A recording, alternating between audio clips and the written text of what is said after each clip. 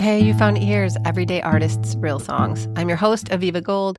Today on the show, we got a fun, upbeat love song to a hometown that isn't always super easy to love. It's Getting Caught in Snow by Joe Foy. Let's take a listen to the song and meet back here for a chat with Joe.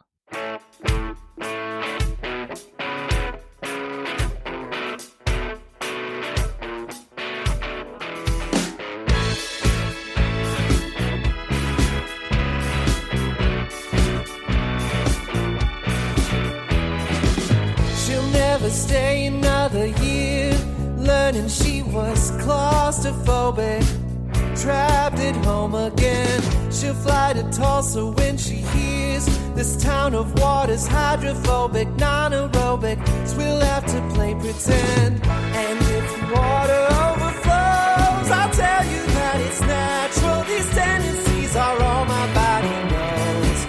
And if the temperatures are low, terrified of getting caught in snow. Whoa, whoa, of getting caught in snow. Whoa, whoa.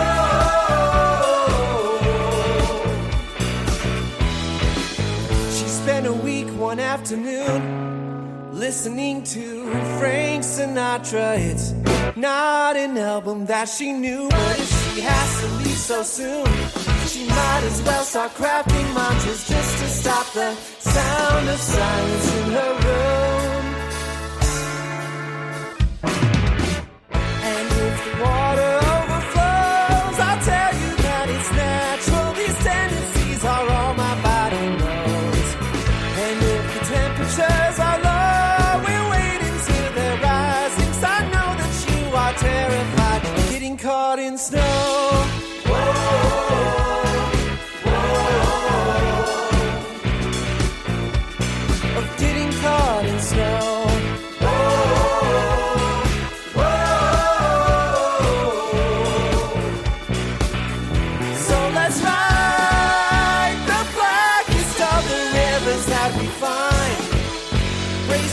Leave your fears behind, and the trees are smaller than you thought that they would be. So you settle or believe.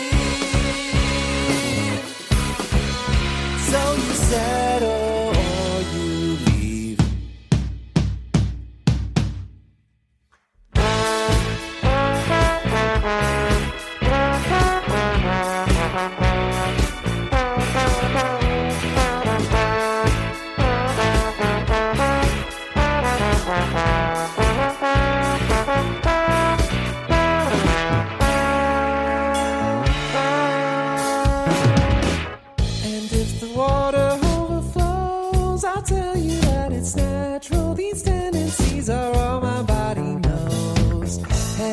Temperatures are low, we'll wait until they're rising, 'cause I know that you are terrified of getting caught in snow. Whoa, whoa, of getting caught in snow.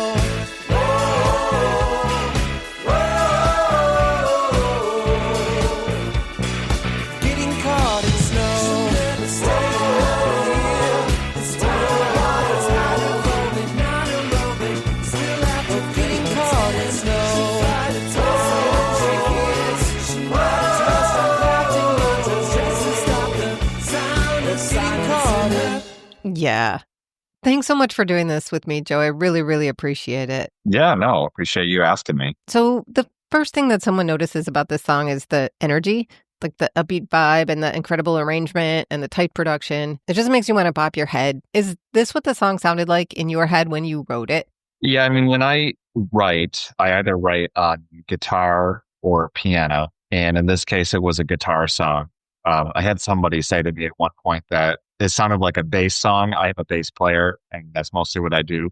And I got that. I get why it sounds like. But all I did was I was on guitar, and I started just playing around with, playing an octave and then the third above it. And that's essentially what a lot of the song is, or just kind of that, but a little bit different. Sometimes it's the seventh and then the third above that. So it's a pattern type thing that I focused on. And that helped build kind of the beginning part that I wrote first. And then as I'm writing it and I start to write a melody and I get to the chorus, I started doing what I thought made sense. And like, a lot of songs, you just keep repeating the chords and seeing if you could do something with it. But then it got to the chorus. I was like, you know what? I don't think I can repeat that. I need to go somewhere else. And then the bridge somewhere else entirely. Sometimes the cool part about writing on like an instrument like guitar is sometimes I just make a shape and see what I get. Because if you know too much music theory, I feel like you kind of set yourself back. You're like, well, this is what it should do, So every once in a while, you have to sit there and say, I'm just going to do this. And like, oh, that's kind of cool. But I still wonder what it is that makes this song feel so fun or so driving. Like at one point, I thought there might be something tricky going on with the rhythm, but I counted out the entire song and it is in 4 the whole way. Did you write like rhythm quirks into it right away? Yeah, I mean, I think that because it starts out with the idea that rhythm that I repeat throughout the whole thing, which is the intro guitar part. And then you give that to a drummer, and the drummer takes that, and they're not following that rhythm throughout the thing, right? They're keeping a lot of like bass, snare, 2/4, 2/4, like you usually do. And I think that is what created a little bit more of the driving feeling than my guitar part. Is more the drummer coming in and deciding, I'm not going to follow your rhythm, except for one part that he played the toms to the rhythm before it goes into the trombone break. Otherwise, it was just, let's make this upbeat. And it rested on him, honestly. And there is a part that is hard for most of my drummers to count. It is still in 4/4 time, but it happens twice in the song, and it feels like it goes into 3/4 for 2 measures and then a 2/4 for 1 measure, which is still 4/4, but just the way the downbeat hits. I tend to write things like that, throw off my drummers, which often makes it much harder for me to perform these songs live. Yeah, cool. Where did the idea for a trombone solo come into the vision? I've never put a trombone solo in a song, but there was something that made me think I love trombone. I like the octave or the octaves that it plays in. And there's a guy I play with in the band Oceans Below, Jack Wiley. He's the one who did the trombone solo. And I gave it to him. It took him a couple months and he got it back to me. And he gave me one thing. Like he didn't give me a couple ideas or anything like that. He's just like, this is what you get for your trombone solo. And he gets it back to me and I'm like, I don't know, is that it? And then I listened to it, I put it into the song and I gave it a chance. And now I'm like, there's no other way to play the trombone solo aside from the way he did. And my favorite part of the whole thing is that I met him for another reason at a local restaurant. And we were having a meeting. I said, I wanted to pay for this. So I gave him $50 for the trombone solo, right? And he gives me back 40. And he says, sorry, bud, that was a $10 trombone solo, which it wasn't. It was a great solo. I loved it. So good. It's $1 million trombone solo. So it sounds like you really let your collaborators like do their thing. Yeah, I mean, with the trombone solo, I sent the track to him and he sent me tracks back. I wasn't standing over him and hovering over him and hitting the record button. But for the backup vocals, it wasn't quite the case. And Shannon, my wife, was on it. And then my brother-in-law, Jonathan Cole, who's got a really good voice, both helped with the background vocals in the chorus. Shannon did the verse and the bridge. And I had written both of those parts out and sang them badly. So it was actually a little bit more dictated, I guess. The bridge is weird because I don't think that I wrote a harmony part that I don't think I would ever be able to sing myself, even if you took it down into an octave that I could do. I've tried, and I don't know if it's because I wrote some parallel fifths, like just for like a second, and it throws me off, but it is hard to do live, I guess. Are those the folks that play on the whole rest of the album? So Jonathan only did that song because I thought it was a good enough song to ask him to do. Otherwise, I get real embarrassed to ask anybody to play on my music. But Shannon, I ask all the time, and I try to be as nice as possible. And then sometimes sometimes it doesn't go so well. And she's like, I don't understand what you're trying to tell me. And I get that. But yes, Shannon sings on a lot of the songs, though, because it is a lot easier since we live in the same house. Did you record that in your house? Like, is it your studio? Yeah. In the basement, I have a studio that we've made, and I've recorded some of my own stuff and a couple other artists there as well. It's super professional. It sounds amazing. Thank you. Yeah, no, it's my third album The first one I don't give to people or talk about anymore. It's not anywhere you can find, but it was a good first try. I didn't have enough channels when I first started out. So the second album, I got a little bit more experienced, but the mixing was still challenging. And the third one, just a little bit fewer problems, right? Yeah, it sounds great. It's amazing. Do you produce for other people? Yeah, so I have some people that I've worked with, like Joey Collins, who played a little bit on the album as well, but I've helped produce some of his songs. And I had a guy who I've been working with for a long time on actually like this whole like Christian rock opera that he's got. I don't know if this will ever come out, but he's worked very hard on it. So I hope he does eventually release it. Are you working on anything right now? I was just asked to write the theme for a kind of soap opera spoof. Who knows if I have the abilities to do that, but that's kind of fun to just try. That sounds like a great project. So getting back to Getting Caught in Snow and like the story of it, like the song is super upbeat, but the story of it, not so much. Like I happen to know that you live in Watertown, New York, which for those who are unfamiliar, that's in far northern New York State. And it's famous for like massive quantities of lake effect snow. And those of us who live in places like this, we all know people who live here or who came here for some reason and don't particularly enjoy the winter season with its challenges. So I was wondering, is this inspired by someone in particular, or is it more just a metaphor of like driving around in snow and how out of control it feels and how trapped sometimes it feels, or like that fear of falling into the ditch and being cold and all of that? Or is it really about someone in particular?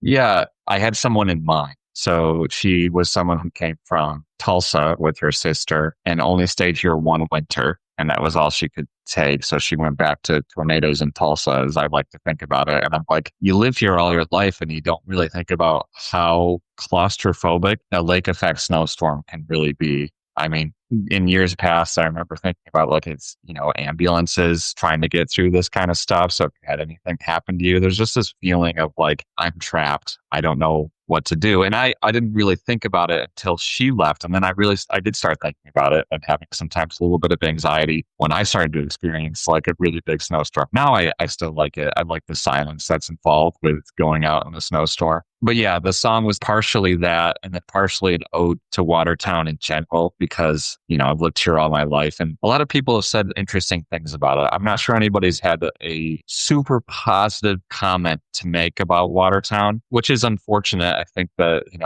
I do love it here, but it's funny because I put in the line, I spent a week one afternoon. That is about Harry Chapin. He said that line that he spent a week there one afternoon. Yeah, he did. He did say that on his live album, but he also said it gave him one of his best songs that he's ever written. But true that he did say that. Yep. And then I say right after that, listening to Frank Sinatra. Frank Sinatra had a whole concept album about Watertown. That I was not aware of. It's not an album that I knew. Yes, exactly. It's a lot different than any other Frank Sinatra album I've ever heard. Critics actually liked it, but it wasn't his regular stuff. So it was a lot sadder. Again, everything that has to do with Watertown. So this time I kept the words, the lyrics with what they were saying, but I changed the vibe by changing the song, right? Making the song an upbeat song as opposed to something that's sad. Yeah, I love that contrast. And knowing a little bit about Watertown, I did catch some of those inside references. Like you mentioned, riding the blackest of the rivers. The Black River, of course, runs through town and such.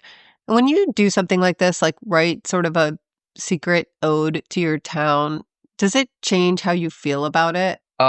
Good question. I tend to, when I write something for the first time, if I'm too harsh and if you get emotional about something, it can be a little bit too harsh and then you come back to it and then it's not good anymore. So I felt like I wasn't trying to be harsh. I was just taking what other people said and I was describing it. And it wasn't how I feel about Watertown. It's more like the perspective of Watertown. I have, my own issues with the town and being behind certain places, but in some ways it makes it more like a almost blank canvas of a town that you can mold a little bit different, like build up the community that's there in the way that you see fit. Whereas when you go to a larger city or a city that's already got a lot of the things that it needs, there's not a lot of ways that you can be the one to make the bigger changes. If that makes sense. Yeah, totally. That's one of the opportunities that you get from living in a small community. When something needs a lot of work, it is easier to see progress when you try to make a change. Right. And then in some ways, it has more of an impact that way. Yep. So, Joe, do you aspire to do music or production for a living? I don't do music for a living, no. Why is that? I don't think I would ever like to have music as my full-time job, honestly. When you make it your full-time job, it becomes something different than what it is. Right now, the music is the thing that helps with my own mental health, that helps with my own creativity. It helps me disconnect from the work that I do. Not every artist wants to be a full-time artist. No, right? no, I think it's challenging. And I've played with people who have been trying to be full-time artists, and it's just so much. You really do have to spend a lot of time. Yeah, it's harder than it looks. That's not the way that I found music to be rewarding. I found the music theory of it to be rewarding, and I found the songwriting to be rewarding. And so, no, I don't practice my bass for hours on end. I don't practice guitar or piano for hours on end. But when I sit down, I try to do something new and different. And I do try to learn new things because I know that the best way to songwrite is to just learn something that you really like or something. And sometimes I try to emulate something that I've listened to almost entirely, but it still becomes a whole song. Those are the things that keep me kind of moving along in the music realm. So the songwriting process is a big part of it. Yes. Yeah, I think if I'm in the music world, that's because I like songwriting. And it's not even necessarily because I want my song to be internationally known, nationally known, whatever. I just like the idea of going from nothing to something, to a little bit more, to getting other people's input and then having something to show for it at the end. I agree. There's nothing really else quite like that feeling. Joe, thanks so much for doing this with me. I really enjoyed it. And thank you so much for asking me to do this, because it is nice to talk about a song. You don't often get a chance to really dive deep into it. So thank you. Thanks, Joe. Joseph Foy, everybody. You can find him on YouTube and Spotify. Follow him on Instagram at Joseph Foy Music. This has been Ears. Thanks for listening.